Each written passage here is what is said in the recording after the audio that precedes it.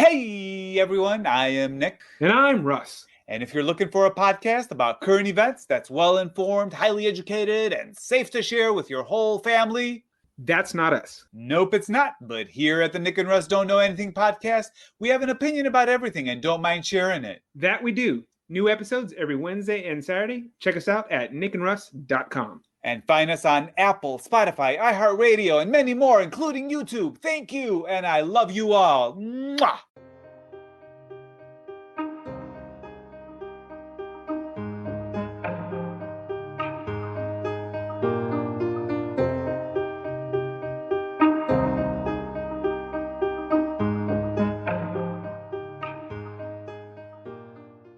Some of the topics discussed on Blackbird, an advocacy podcast, are difficult to hear.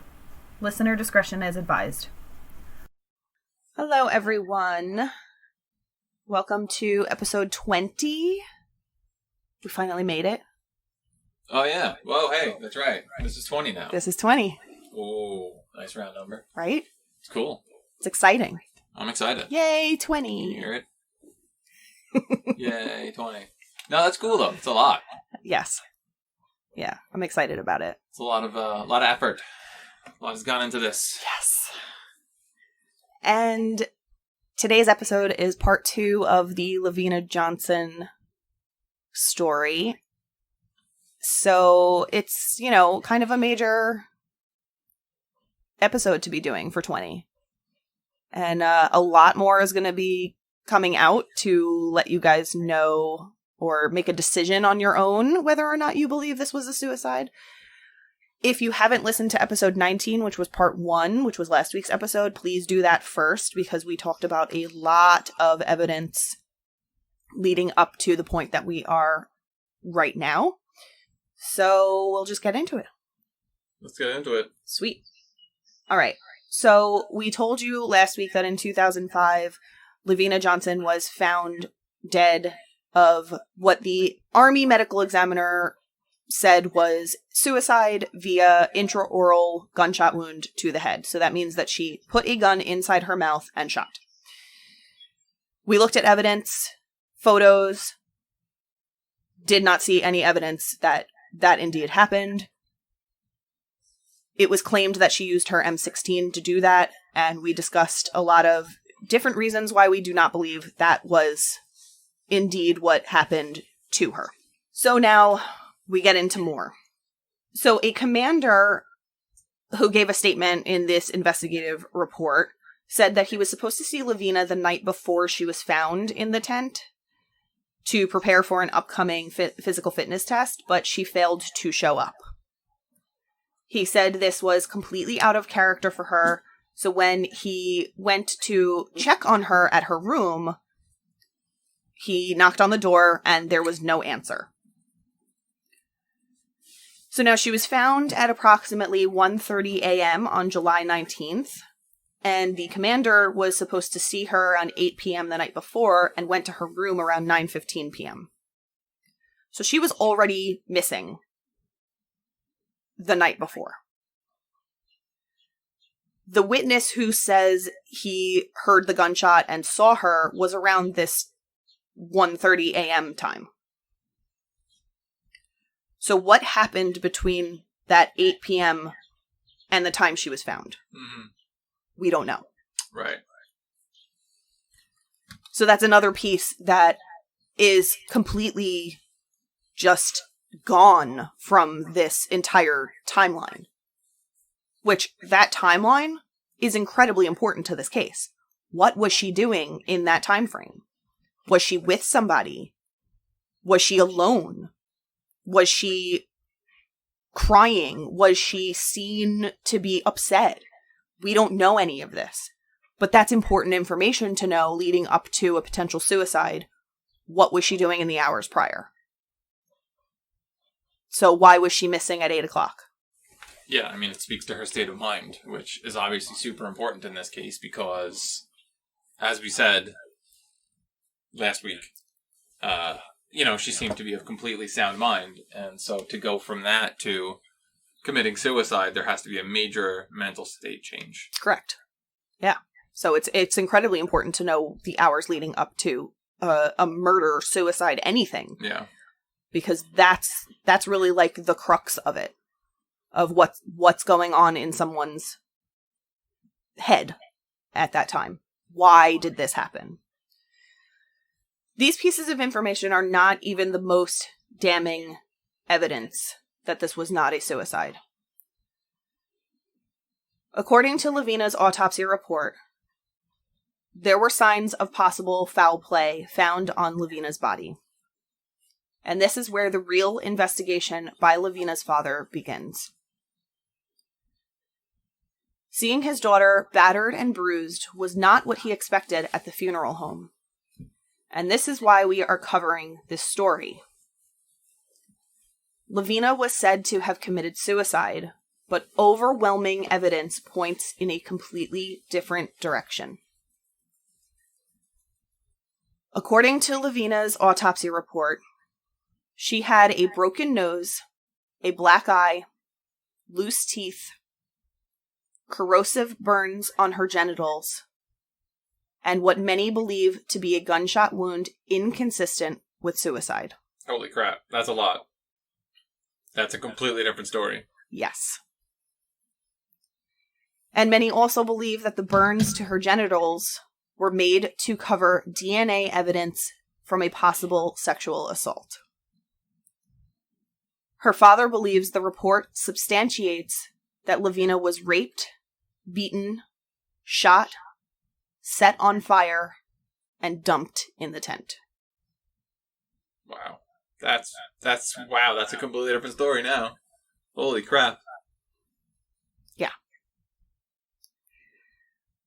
Though LaVena's body was found on her back at the scene, lividity showed pooling to the left side of her body, and burns were evident on the right side of her body.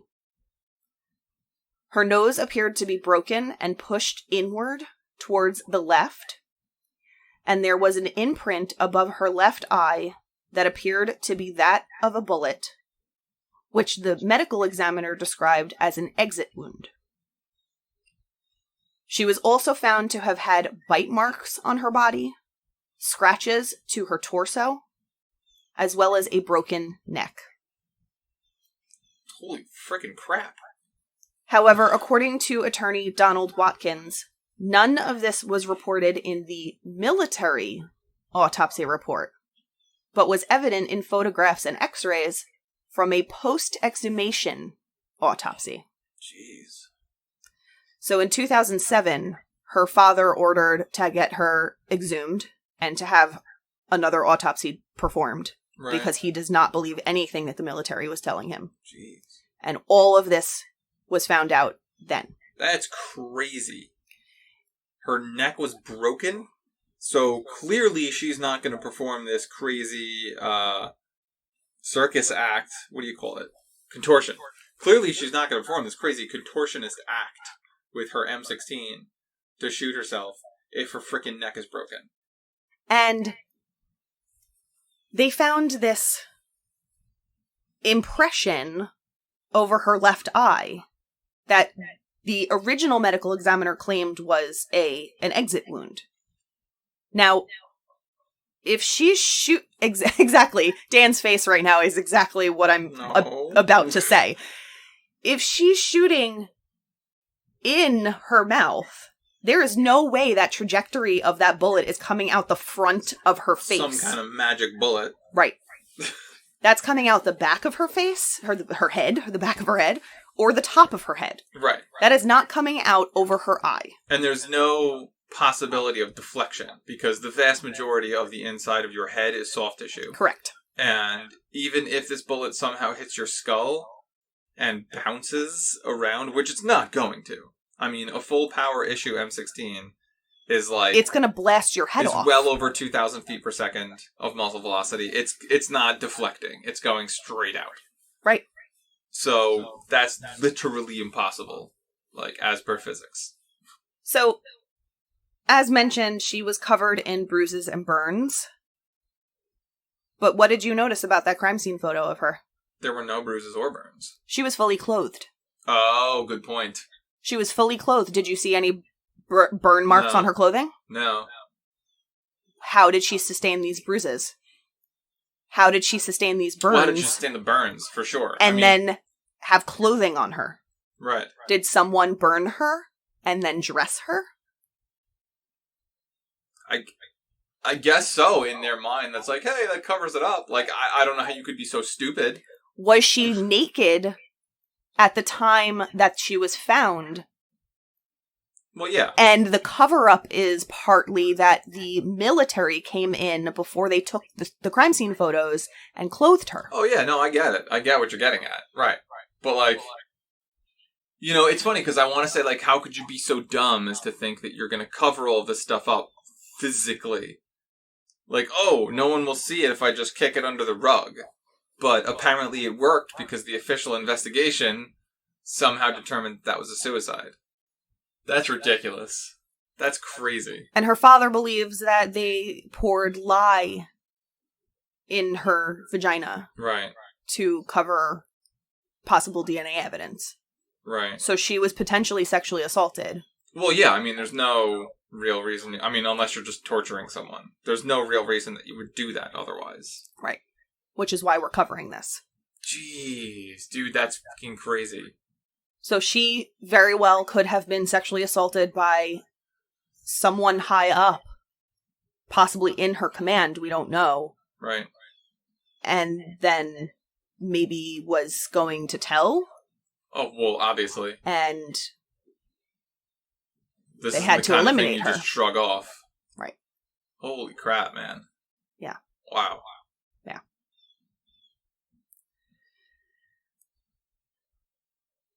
So furthermore, there were bloody footprints outside the tent. And when searching for latent prints on any and all objects in the crime scene, LaVena's fingerprints were not found on any of the items, including the aerosol can and her own gun. That's weird. Because it would have had fingerprints on it from her regular use. However, if someone else took it from her and used it and then wiped it down, that would eliminate all the fingerprints. Right. And a huge piece of evidence, according to Watkins, is that the serial number on the M16 found at the scene was 7095028. But military records show that LaVena's military-issued M16 bore the serial number 7097069. So the M16 that they found at the scene Was a different gun. was not her military-issued M16. Which is crazy, which is funny, because when you were showing me the pictures last time, and I saw the picture of the crime scene, and I looked at that M16 next to the stretcher, I was thinking in my head, I was going to say, oh, okay, I see how that has a shorter forend on it than the original picture, so it's just me, I'm seeing things. But now that you're pointing that out, it's obvious that they're two different guns than the one in the crime scene picture versus the one that she took of her, or the picture of her holding her rifle when she was alive is clearly a different rifle. It clearly has a different forend and a different barrel on it. The one that's sitting next to the stretcher has more of a standard length forend, and the barrel only protrudes a few inches, which is a standard length. In fact, I'm trying to think now. I don't have the pictures up still. If the front sight was even a different front sight, it was clearly a different gun. You're right. I should have said something. I was thinking it, but I just thought that was me being silly and looking at the picture and thinking, oh, okay, I'm just seeing it differently. Nope, yeah, it was clearly a different gun. Yep. You're right. Yep. That's crazy. And no records report anyone having been issued the M16 that was actually found at the scene. Convenient. Right? And although they found the bullet casing at the scene, from what they believe was the shot that killed LaVena, no actual bullet was ever recovered from the scene, nor from her body. Okay, that's like the single most important piece of evidence. Mm-hmm. Yeah. Because I guess they wanted to I don't know. They recovered the bullet to prevent ballistics analysis being done on it, or they just never recovered the bullet. But, like, you'd think that would be pretty important to recover that during the investigation. The exit/entrance wound above her left eye that I mentioned before, while the military claims it was an exit wound from the M16, it was an M9, right? It is more consistent with a 9mm pistol shot fired at close range. Yeah, an M9. Otherwise, in the civilian market, it's a Beretta 92 FS, the gun from Cuffs. The military standard is M9. It's a 9mm pistol, typically carried by officers. So, in my opinion, she did not put an M16 in her mouth and shoot herself. And end up with somehow a 9mm exit wound. Someone approached her and put an M9 to her head and shot her. And that's why the bullet has never been recovered, because it's from a different firearm, right? And they're trying to cover that up. Right, and you don't even have to do ballistics on that. Like, you can just look at it and say, that's not a 5.56. Nope, that's a much different bullet. Extremely different bullet. And that would explain the lack of damage to the face, because Correct. If you put the barrel directly to someone's head and pull the trigger, the entry wound is only going to be 9mm. Right. And I mean, yes, there's going to be damage and whatnot, but you could cover that up fairly easy. Whereas the back of the head is going to have the exit wound, and that's going to be, a pretty gaping hole. Right. But yeah, I mean, if you have a point blank, like literally a contact firing of a 9mm, yeah, you could cover that up. Yeah. If you know what you're doing. And if it's an impression in the head, that's not an exit wound. Entrance wounds go in. Exit wounds go out. Right. An impression means it's in. Right. So, someone probably put a gun up to her head and shot her. Right.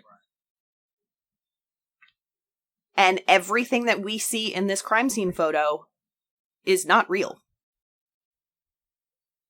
Is staged. And it makes sense, too. It looks like it. It looks very much like it. It looks like a completely sanitary crime scene. Yep. And for it to be a worker's tent that apparently they said in the report was under construction, I don't see any evidence of that from these crime scene photos. That does not look like a tent that people are doing work in. No. Right? No, and the whole structure is up, too. Yes. And it's a massive tent complex. I mean, this isn't like a teepee. This is, again, she'll probably post pictures. You guys will see. It's a tent, like, complex, And there are multiple entrance and exits, ingresses and egresses. Ingresses and entrances. There are multiple entrances. Holes on the outside. Yes, there are multiple entrances and exits within this tent. So, someone could have easily slipped in at one side or slipped out so nobody could see them. I mean, There's so much that could have been hidden and then ultimately covered up. Because, like you said, if an M9 is issued to officers, they have, pretty high rank. Right. They can make things happen. Yeah. So. Yeah. No, I mean, infantrymen can carry a sidearm, but officers always carry a sidearm 100% of the time, and they often won't carry a rifle, especially if they're on base. But they always have their sidearm. And in 2005 in Iraq, that would have been an M9. Yes, some of them may have still been carrying 1911s. The older guys may have been carrying 1911s, which you can also get a 9mm. So. But 90% of the time, they're carrying an M9. So Watkins has a theory. I don't know how much of this theory I believe, but this is his theory. He believes that LaVena found out about an affair that was going on. Because in the military, you are not allowed to commit adultery. In common law, it is actually still on the books as a crime to commit adultery. It should be. But we don't actually try people for that. The military, however, does. Good. So he says that she found out that a high-ranking service member was committing adultery and was going to snitch. Right. And he believes that she entered this tent and found the two together and was ultimately killed. Right. I don't know how much of that I believe. I think that it's a little far-fetched for her to have gone into the tent and like found them together, because again, if this is a worker's tent that like people are coming in and out of all the time, I don't think that somebody would be doing something like that there. Mm-hmm. Mm-hmm. I think that possibly she was sexually assaulted by somebody the night before, which is why she didn't show up to that PT. Mm-hmm. And they brought her to the tent to be found there, to stage it to look like she had committed suicide, clothed her, did all these things to her, clothed her, put the M16 on her, and then said, "Oh, look at this woman, she committed suicide, so sad." Right. That's my personal belief. Yeah, I mean, the evidence certainly points to it. And as we've talked about, there's so much sexual assault, unfortunately, that happens in the military that goes unreported, or that goes reported and nothing's done about it. Or it's reported and somebody is killed because of it. Right. Or they're going to report it and the perpetrator gets scared and kills them.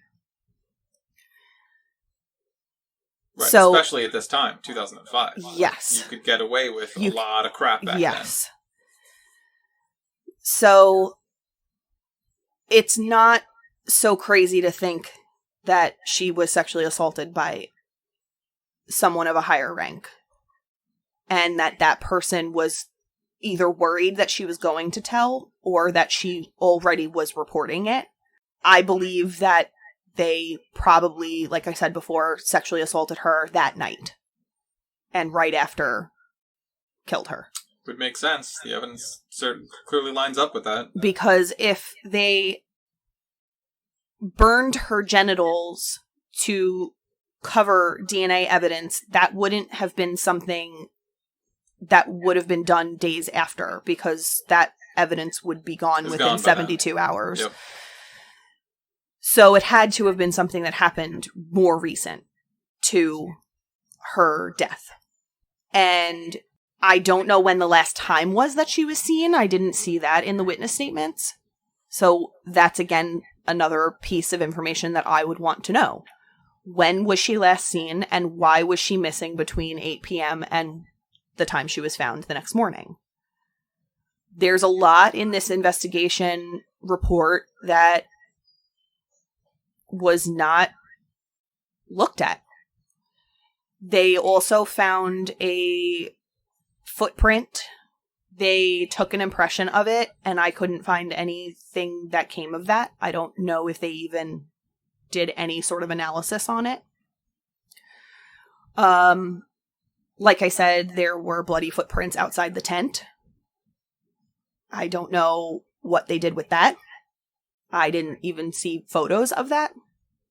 When I was scrolling through the PDF before, did you notice any photos of footprints outside of the tent? No, in fact, I took note of how conspicuously lacking there was of any evidence of foot traffic inside of the tent. There were tire marks outside the Right. tent, but that was it. But as far as inside, there were Inside- literally no tracks whatsoever. There were no tracks from even the medical medics. staff examining her.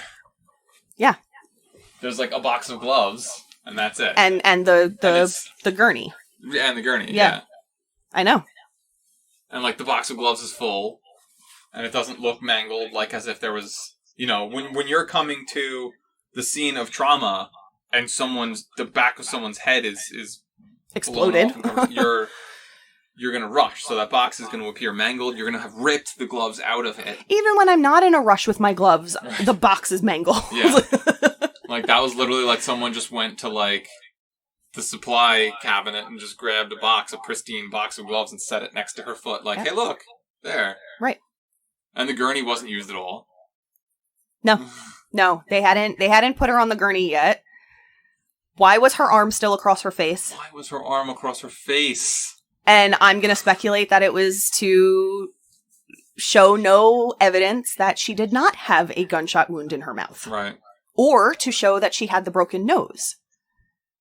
Because Right. Because, the bottom of her nose is obscured. You can see the bridge of her nose, but you can't see the bottom of her nose at all. Right. And according to Watkins, the broken nose was shown in photographs from the original autopsy. But apparently, according to the second autopsy, she had plastic surgery to fix that broken nose after her initial autopsy. What?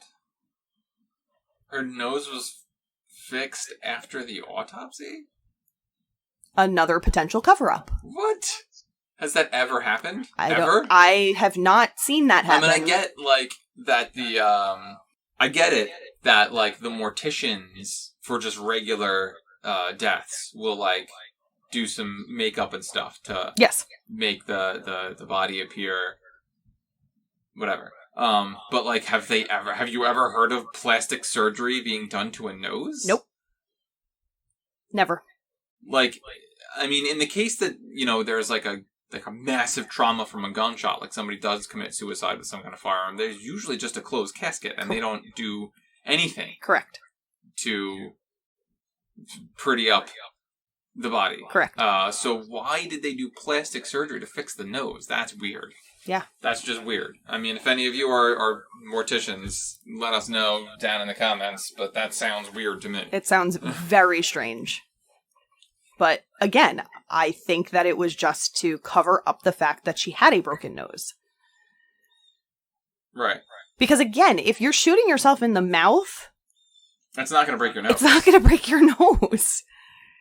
No. None of this lines up with an intraoral gunshot wound. No. None of this. Not at all. She had a black eye. That's not from an intraoral gunshot wound. No. No, because the soft palate at the top of your mouth contains that pressure and that hot gas and whatnot. It's not going to cause you to have a black eye. It'll cause your cheeks to puff, if your cheeks are still there. It's going to cause your cheeks to puff up and swell, and your jaw to puff up and swell, again, if that material is still there. But it's not going to give you a black eye. Right. And it's certainly not going to give you one black eye. If you're going to get a black eye, you're going to You're get gonna both get black both. eyes. Correct. Exactly what I was going to say. Yes. If somehow the gas finds its way up your nasal cavity and then into your, ocular space, it's not going to preferentially blacken one of your eyes. Right. Now, if you are shot at close range at one of your eyes, Right. Then- that localizes the damage, for sure. correct. So, Or she was hit with the pistol in the head. absolutely, above the she eye. could have been hit. Yes, absolutely, she could have been. Absolutely. Hmm. And where is the bullet? Right. Where is the bullet? And it almost seems like that shell casing was like placed neatly under her.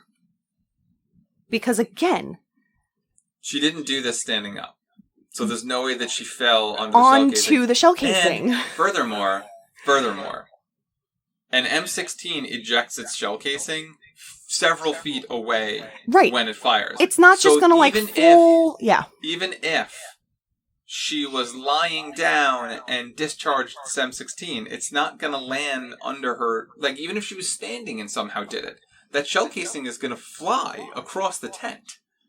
It's not going to fall down And underneath her leg. the shell Not gonna casing happen. wouldn't end up behind her either. No, it's going to be across the tent. Correct. That's a fact. Correct. So how did it wind up underneath her? And where's the bullet? And where's the bullet? So now this is to all our listeners. Do you believe LaVena's death was suicide? Or do you think the scene was staged? Do you believe LaVena was sexually assaulted and killed to cover it up?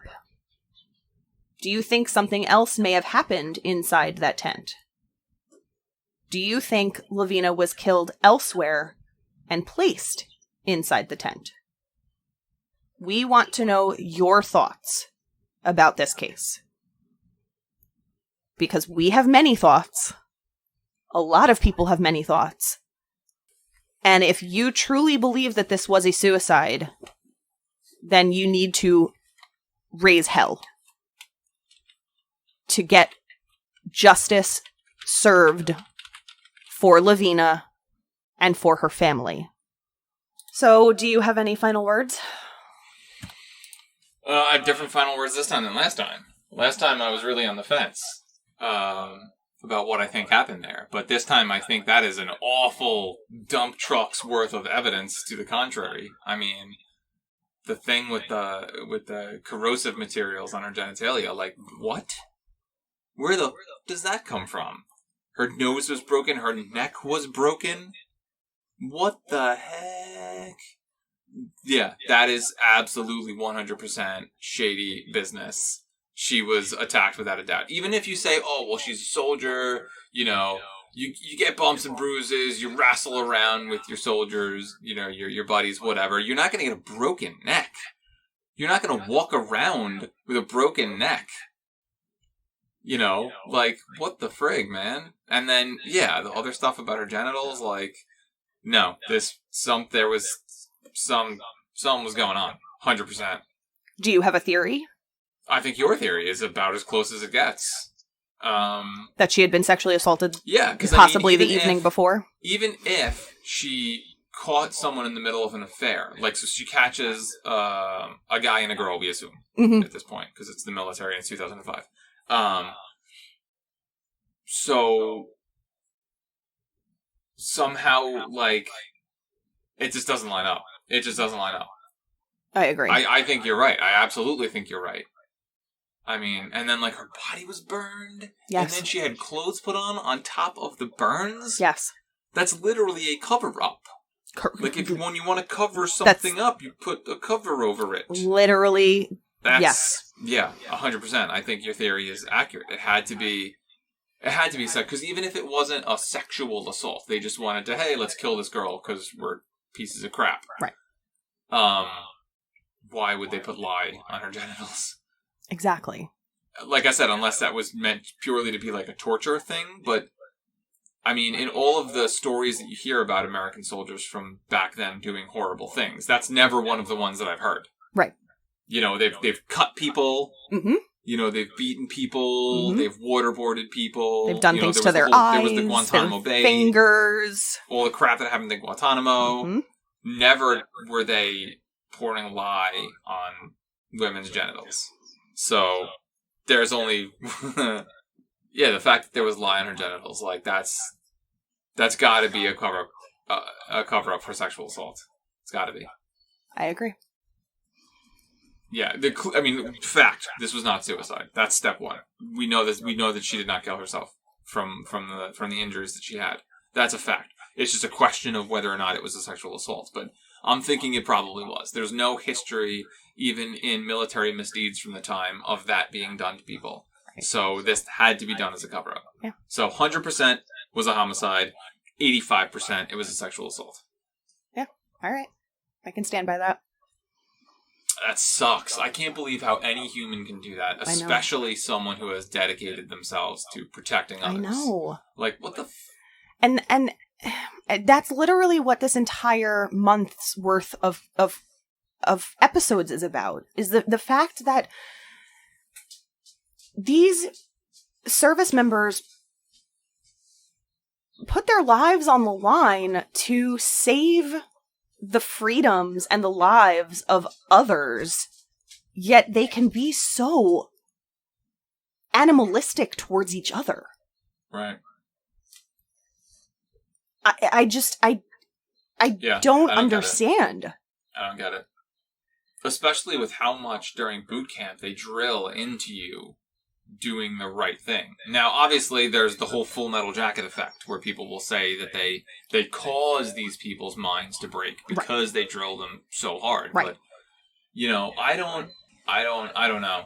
I mean, I just don't get how you can, because you have to volunteer. We don't have a draft. Correct. You decided that you wanted to put your life on the line. Correct. To protect others. And it's not like you make a lot of money. Nope. Like, people do this. People join the military mostly because they want to serve. Correct. So how you can go from that to this is mind-blowing. Yeah. And how we don't have a system in place to better identify this possibility and deal with it beforehand. Why so many people have to die in horrible freaking ways. Because, the system just doesn't want to acknowledge that it's at fault for this? We don't make bad soldiers, so we're going to cover these things up.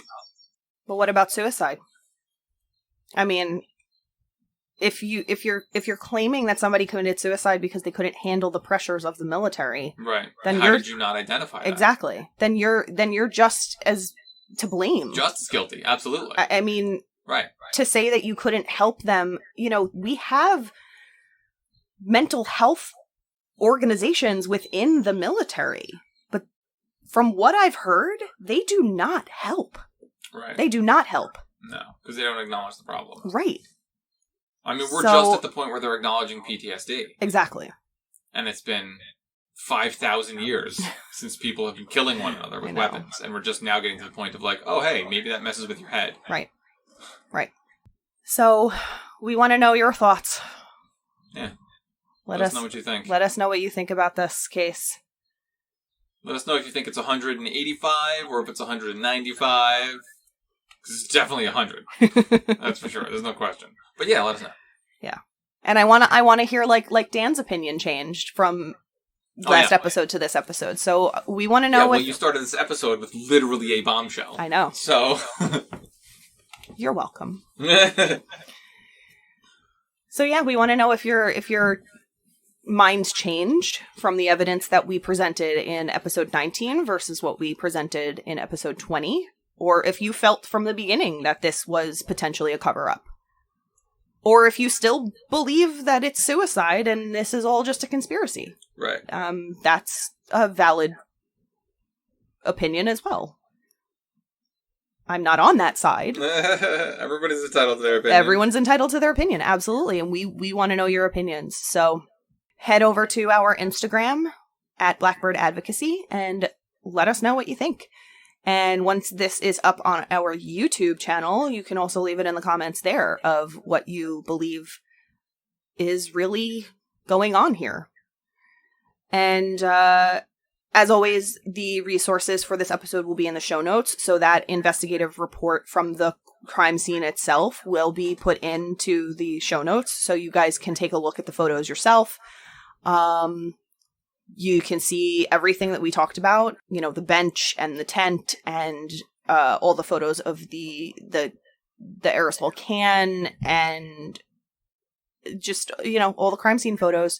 And you can read the witness statements and, get a better understanding of what this case was about and maybe have a better handle on what you think happened. So that's it for this episode. It was a big one. It was a big one. Well, it's episode 20. Yeah. Go big or go home. Bigger. Go back to 19. I mean, we're already home, so yeah. Can't really do that. But anyway, if you or someone you know has a story that you would like to share on Blackbird, you can email us at blackbirdadvocacy@gmail.com. You can DM us on Instagram at Blackbird Advocacy. You can find us on Twitter at blackbird_pod. You can find us on YouTube. You can find us on TikTok. You can find us on Facebook. We're everywhere. We're taking over. We're everywhere. And of course, you can find us on all the major podcast platforms. And we would love if you could give us a review. And we would love if you could share our podcast with friends and family or anybody on your social media, because these are really important topics and we really need to get these conversations going much more than they have been, because the more people understand these topics, the more change we can see. Absolutely, 100%. It's the only way that we're going to change anything in this world is by talking about it. Absolutely. So on that note, stay safe, be aware of your surroundings, and continue to social distance if you can. Go hiking. People like to hike. I'm not really a huge hiking fan, but hiking is a great way to not be around other people. Except like the people that you live with, and that's okay. Because you don't really have to socially distance from them. No. So, go hiking. Go whitewater rafting. Ooh, yeah. That's another good one. That's a good one. Mountain biking. Mountain biking. Yep. By definition, you're acquiring distance from others Correct. when you do that. Correct. So that's another good one. Yeah. Skiing. Snowboarding. Camping.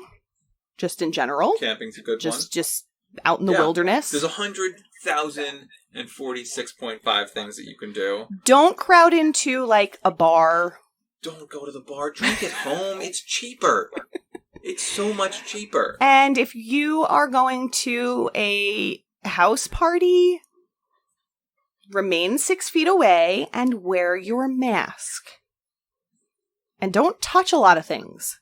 If you're touching things, put hand sanitizer on. Because you're bound to touch your face after you touch some things. Yep. And that's how you get sick. Exactly. That's how you get sick. Social Touching distance. Yes. No face touching. No face touching. He is not a face toucher.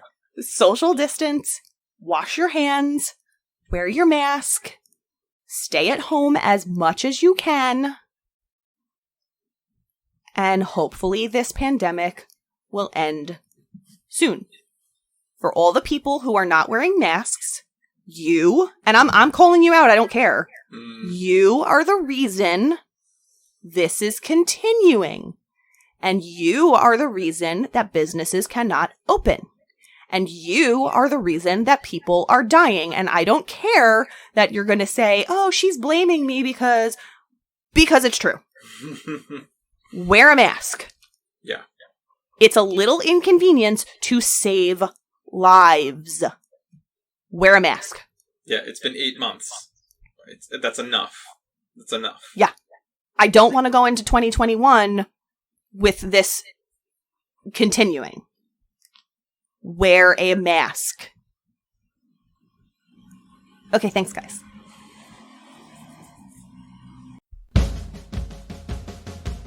We are Pod Jerky, 2 Canadian buddies serving up multi-flavored audio jerky in every episode. If you like good times, strong coffee, maple syrup, swamp donkeys, hockey, the outdoors, common sense, dogs, conspiracy theories, sports, and life in general, then subscribe and follow our podcast and check out our social media channel at Pod Jerky. Pod Jerky. Make it a double.